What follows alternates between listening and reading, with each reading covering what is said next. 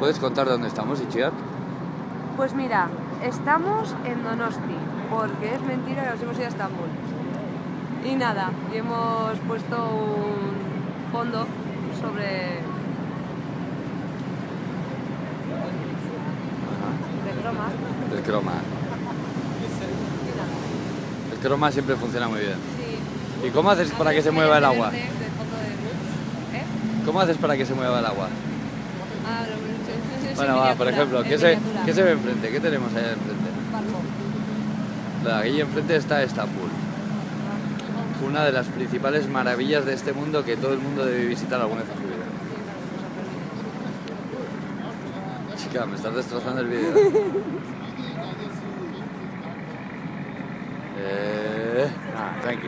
Tranquila, tranquila.